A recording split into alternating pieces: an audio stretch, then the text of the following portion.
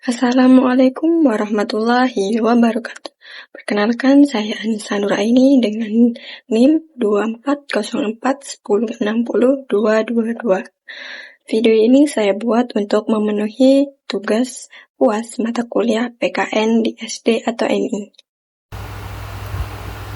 Baiklah, materi pertama yaitu tentang identitas diri. Identitas diri merupakan kumpulan karakteristik, ciri, dan atribut yang melekat pada individu dan membedakannya dari individu lain. Lalu identitas diri terbentuk melalui faktor biologis, sosial, budaya, dan spiritual yang saling berkaitan.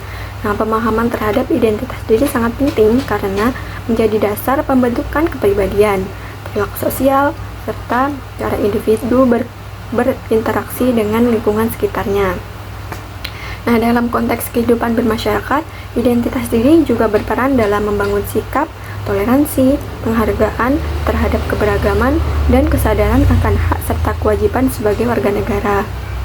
Lalu identitas diri dibagi menjadi 4. Yang pertama yaitu jenis kelamin, di mana jenis kelamin merupakan aspek biologis yang menentukan perbedaan dasar antara manusia, yang umumnya diklasifikasikan sebagai laki-laki dan perempuan.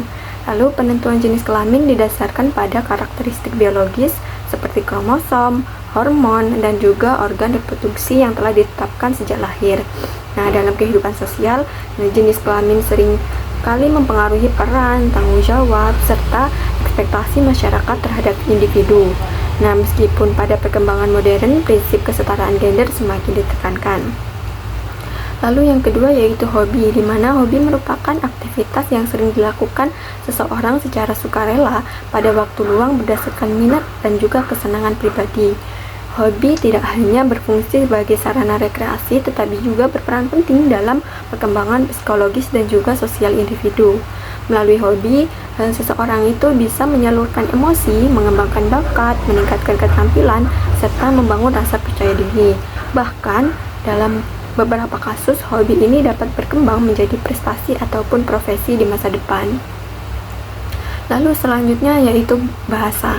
Bahasa merupakan alat komunikasi utama yang memungkinkan manusia berinteraksi, menyampaikan gagasan, dan membangun hubungan sosial. Bahasa juga berfungsi sebagai identitas budaya yang mencerminkan latar belakang sosial dan etnis seseorang. Nah, di Indonesia, keberagaman bahasa daerah menjadi kekayaan budaya nasional, sementara bahasa Indonesia berperan sebagai bahasa persatuan yang mempersatukan masyarakat dari berbagai latar belakang. Dan yang terakhir yaitu agama. Agama merupakan sistem kepercayaan yang dianut oleh individu sebagai pedoman hidup, sumber nilai moral, serta landasan spiritual. Nah, agama membentuk cara pandang seseorang terhadap kehidupan, menentukan sikap dan perilaku, serta mengarahkan hubungan manusia dengan Tuhan dan sesama manusia. Dan dalam masyarakat majemuk, keberagaman agama menuntut adanya sikap toleransi, saling menghormati, dan penghargaan terhadap kebebasan beragama. Selanjutnya yaitu identitas kepada keluarga, teman, seperti budaya, suku, bahasa, dan agama, baik di rumah, sekolah, dan masyarakat. Pengertian identitas diri di sini merupakan ciri khas yang melekat pada individu yang membedakannya dari orang lain. Nah, baik secara pribadi maupun sosial. Identitas diri terbentuk melalui proses panjang sejak lahir dan dipengaruhi oleh faktor internal seperti kepribadian, sikap, dan juga nilai, serta faktor eksternal yaitu keluarga, lingkungan sosial, pendidikan, serta budaya. Nah, identitas diri tidak hanya mencakup nama, usia, dan jenis kelamin, tetapi juga mencakup nilai-nilai hidup, kebiasaan, cara berpikir, serta peran sosial yang dijalani seseorang dalam kehidupan sehari-hari. Nah, dalam konteks sosial, identitas diri berfungsi sebagai landasan seseorang dalam berinteraksi, mengambil keputusan, dan bersikap terhadap orang lain.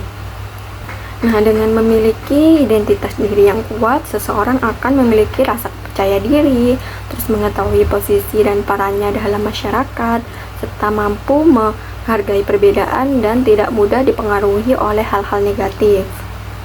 Lalu, identitas budaya, suku, dan bahasa serta agama. Identitas budaya, suku, bahasa, dan agama merupakan bagian penting dari identitas sosial seseorang yang diwariskan secara turun-temurun.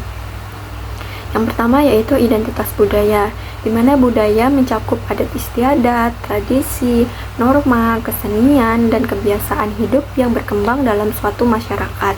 Budaya membentuk cara berpikir, bertindak, dan berperilaku seseorang dalam kehidupan sosial. Yang kedua yaitu identitas suku, di mana suku bangsa menunjukkan asal-usul keturunan dan kelompok etnis seseorang. Identitas suku mempengaruhi adat pernikahan, sistem kekerabatan, bahasa daerah, serta nilai-nilai sosial yang dianut. Terus yang selanjutnya yaitu identitas bahasa, di mana bahasa itu berfungsi sebagai alat komunikasi dan simbol identitas seseorang. Penggunaan bahasa daerah maupun bahasa nasional mencerminkan latar belakang budaya dan memperkuat rasa kebersamaan. Lalu yang terakhir yaitu identitas agama. Agama merupakan pedoman hidup yang mengatur hubungan manusia dengan Tuhan, sama manusia dan lingkungannya. Identitas agama ini membentuk sikap moral, etika, dan perilaku sosial seseorang.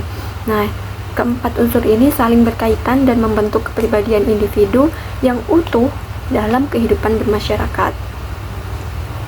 Lalu selanjutnya yaitu tantangan dan pelestarian identitas budaya, di mana tantangan identitas budaya diantaranya di era globalisasi, identitas budaya menghadapi berbagai tantangan, antara lain masuknya budaya asing yang lebih dominan, terus pengaruh media sosial dan teknologi digital, dan lunturnya minat generasi muda terhadap budaya lokal, serta perubahan gaya hidup yang cenderung modern dan individualis.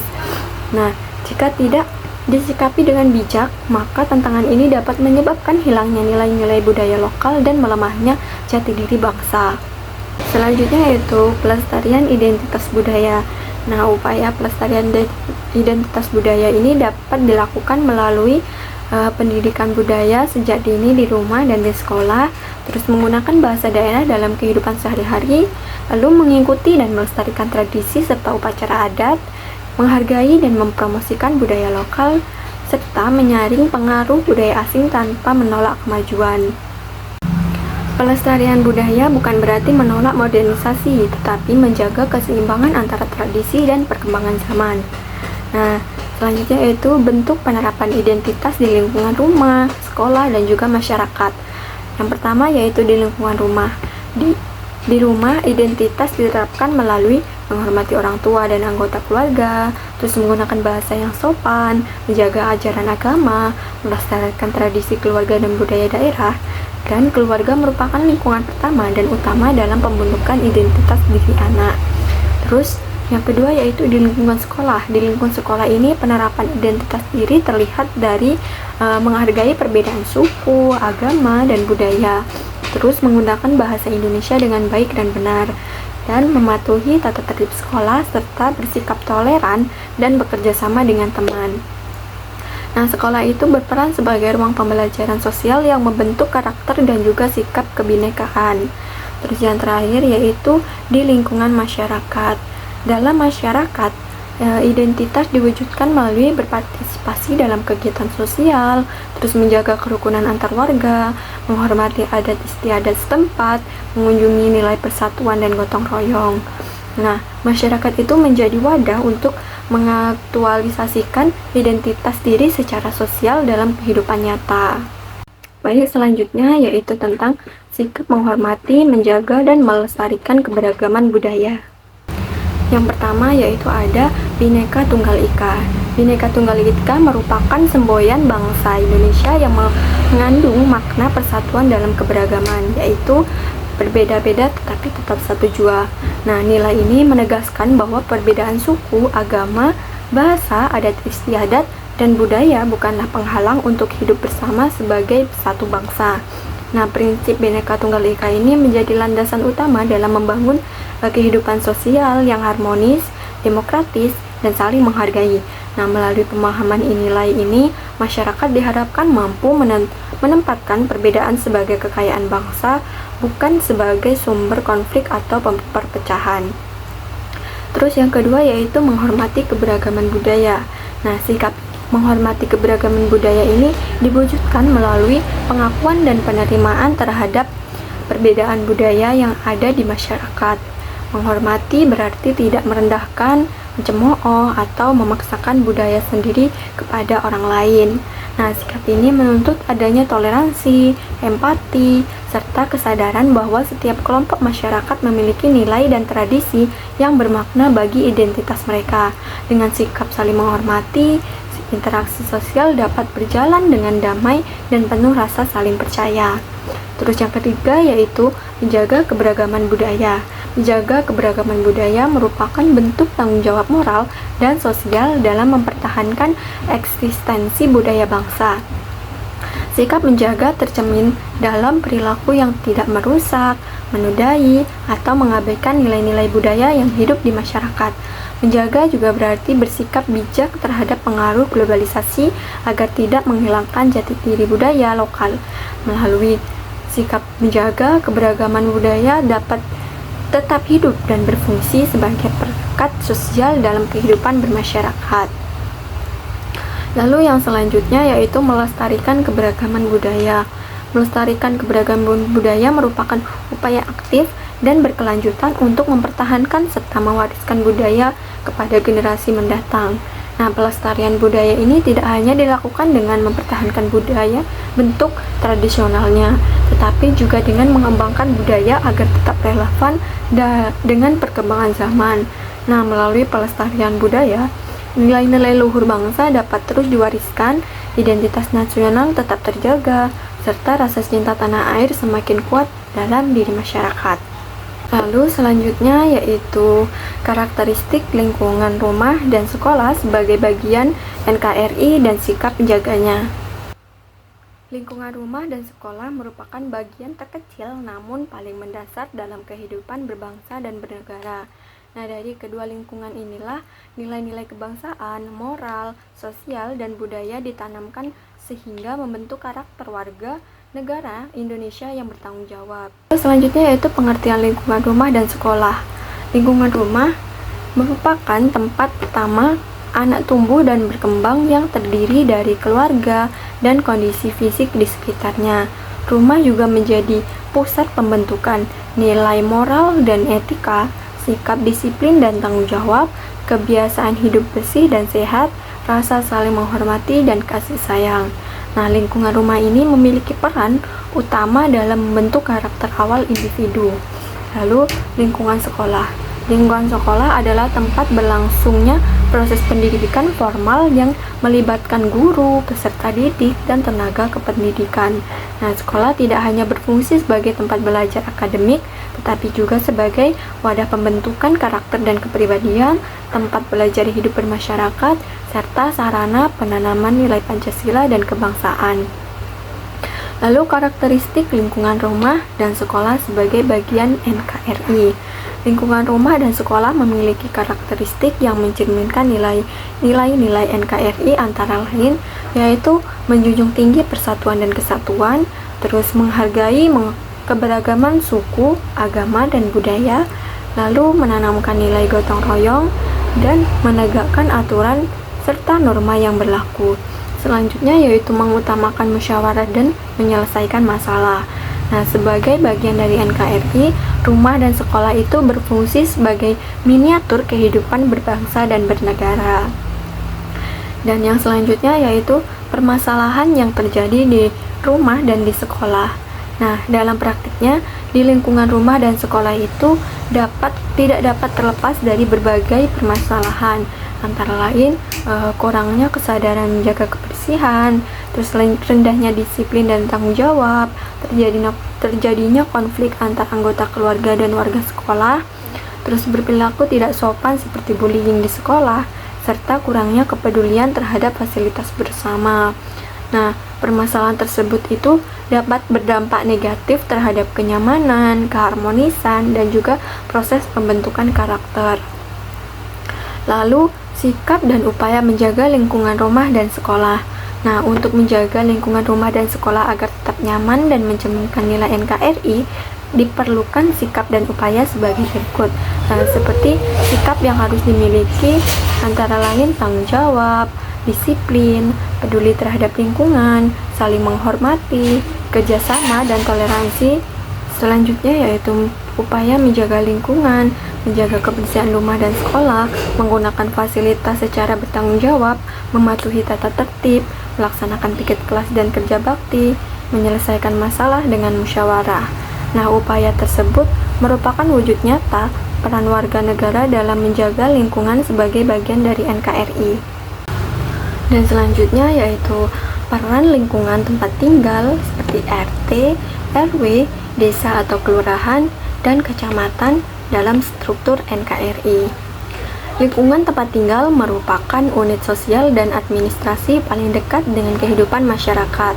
Keberadaan RT, RW, desa, kelurahan, dan kecamatan memiliki peran strategis dalam menjaga ketertiban, memperkuat persatuan, serta mendukung berjalannya pemerintahan Negara Kesatuan Republik Indonesia atau NKRI dari tingkat paling bawah. Selanjutnya yaitu definisi tugas dan juga fungsi RT, di mana rukun tetangga atau RT adalah organisasi kemasyarakatan paling kecil yang berada di bawah RW dan berfungsi sebagai penghubung langsung antara masyarakat dengan pemerintahan desa atau kelurahan. Nah, tugas dan fungsi RT itu meliputi mengkoordinasi kegiatan warga di lingkungan tempat tinggal, menjaga ketertiban, keamanan, dan kerukunan antar warga, terus membantu pelayanan administrasi kependudukan, menyampaikan aspirasi dan permasalahan warga kepada RW atau pemerintah setempat, dan menggerakkan kegiatan sosial seperti kerja bakti dan gotong royong. Di sini RT memiliki peran penting sebagai pondasi kehidupan bermasyarakat dan demokrasi di tingkat paling bawah. Lalu selanjutnya yaitu proses pembentukan rukun tetangga atau RT. Pembentukan RT ini dilakukan melalui musyawarah warga yang berada dalam satu wilayah lingkungan tertentu. Proses pembentukan RT mencerminkan prinsip demokrasi Pancasila, yaitu tahapan pembentukan RT antara lain kesepakatan warga untuk membentuk RT, pemilihan ketua RT secara musyawarah atau pemungutan suara, terus penetapan kepengurusan RT, dan pengesahan oleh RW dan pemerintahan desa atau kelurahan. Nah, proses ini itu menunjukkan bahwa RT dibentuk berdasarkan partisipasi aktif masyarakat, bukan semata-mata keputusan pemerintah. Lalu, selanjutnya yaitu bentuk keberagaman di lingkungan tempat tinggal. Nah, lingkungan tempat tinggal merupakan miniatur keberagaman bangsa Indonesia yang keberagamannya tersebut meliputi perbedaan suku bangsa, perbedaan agama dan kepercayaan, perbedaan latar belakang ekonomi dan pendidikan, perbedaan adat istiadat dan budaya. Dan keberagaman ini juga menuntut sikap toleransi, saling menghormati, saling menghargai perbedaan, menghindari konflik dan diskriminasi. Dengan pengelolaan yang baik, keberagaman justru menjadi kekuatan sosial dalam mempererat persatuan dan kesatuan bangsa. Lalu, pentingnya kerjasama dan kendala dalam membangun kerjasama di lingkungan masyarakat. Nah, yang pertama yaitu pentingnya kerjasama. Kerjasama itu di lingkungan tempat tinggal sangat penting untuk menciptakan lingkungan yang aman dan nyaman, mempercepat penyelesaian masalah bersama, memperkuat solidaritas sosial, mendukung pembangunan lingkungan. Kerjasama menjadi wujud nilai gotong royong dan persatuan dalam kehidupan sehari-hari. Lalu yang kedua yaitu kendala dalam membangun kerjasama. Nah, beberapa kendala yang sering dihadapi antara lain yaitu kurangnya kesadaran sosial, terus sikap individualisme, terus perbedaan pendapat dan kepentingan, kesibukan warga, kurangnya komunikasi antar warga. Untuk mengatasi kendala tersebut diperlukannya yaitu komunikasi yang terbuka, musyawarah mufakat, kepentingan kepemimpinan RT atau RW yang adil dan bijaksana, serta partisipasi aktif seluruh warga. Selanjutnya yaitu struktur wilayah Indonesia seperti desa atau kelurahan, kecamatan, kabupaten atau kota, serta provinsi. Nah, struktur wilayah Indonesia itu merupakan susunan pembagian wilayah administrasi pemerintahan yang bertujuan untuk mempermudah penyelenggaraan pemerintahan, terus pelayanan publik, pembangunan, serta pengaturan kehidupan masyarakat. Nah, pembagian wilayah ini bersifat hierarkis, artinya setiap tingkat memiliki kewenangan dan tanggung jawab yang berbeda, namun saling berkaitan. Nah, struktur wilayah Indonesia terdiri atas desa atau kelurahan, kecamatan, kabupaten atau kota, dan juga provinsi. Di sini kita masuk yang poin pertama, yaitu desa atau kelurahan. Desa atau kelurahan merupakan satuan wilayah pemerintahan yang paling rendah dan menjadi ujung tombak pelayanan langsung kepada masyarakat. Yang pertama yaitu desa. Desa adalah wilayah yang memiliki hak mengatur dan mengurus kepentingan masyarakatnya sendiri berdasarkan asal-usul dan adat istiadat setempat. Nah, desa dipimpin oleh kepala desa yang dipilih langsung oleh masyarakat. Desa memiliki kewenangan dalam pengelolaan pembangunan desa, terus pelestarian adat dan budaya lokal, pengelolaan dan dana desa, pelayanan administrasi dasar masyarakat. Terus yang kedua yaitu kelurahan. Kelurahan itu umumnya terdapat di wilayah perkotaan dan dipimpin oleh lurah yang merupakan pegawai negeri sipil atau PNS. Nah, kelurahan itu lebih bersifat administratif dan berbeda langsung dan berada langsung di bawah kecamatan. Nah, baik desa maupun kelurahan berperan penting sebagai lingkungan awal pembentukan kehidupan sosial, budaya, dan partisipasi masyarakat. Selanjutnya yaitu kecamatan. Kecamatan merupakan wilayah administratif yang membawahi beberapa desa atau kelurahan. Nah, kecamatan dipimpin oleh camat yang diangkat oleh pemerintah kabupaten atau kota. Peran dan fungsi kecamatan antara lain yaitu mengkoordinasikan penyelenggaraan pemerintahan desa atau kelurahan, terus menjadi penghubung antara pemerintah kabupaten kota dengan desa atau kelurahan. Nah, pembinaan ketertiban, keamanan, dan pelayanan masyarakat, dan yang terakhir yaitu mengawasi pelaksanaan program pembangunan di tingkat bawah. Kecamatan itu berfungsi sebagai pengendali dan penghubung administratif sehingga pelayanan pemerintahan dapat berjalan efektif dan terkoordinasi. Lalu yang selanjutnya yaitu kabupaten atau kota, di mana kabupaten dan kota merupakan wilayah pemerintahan daerah yang tingkat 2 yang memiliki kewenangan lebih luas dalam mengatur urusan pemerintahan daerah berdasarkan prinsip otonomi daerah. Nah, kabupaten umumnya memiliki wilayah yang lebih luas berciri pedesaan. Lalu kota biasanya berciri perkotaan dengan aktivitas ekonomi, industri, dan jasa yang lebih dominan. Nah, kabupaten dipimpin oleh bupati, sedangkan kota dipimpin oleh wali kota yang dipilih melalui pemilihan kepala daerah atau pilkada. Lalu selanjutnya yaitu kewenangan kabupaten dan kota meliputi pendidikan, kesehatan, perekonomian daerah, infrastruktur dan tata ruang, lalu pelayanan sosial masyarakat. Nah, kabupaten atau kota itu berperan sebagai pelaksana utama pembangunan daerah yang langsung menyentuh kebutuhan masyarakat. Dan yang terakhir yaitu provinsi. Provinsi itu merupakan wilayah pemerintahan daerah di tingkat 1 yang membawahi beberapa kabupaten dan kota. Provinsi juga dipimpin oleh gubernur yang berfungsi sebagai kepala daerah provinsi, wakil pemerintah pusat di daerah.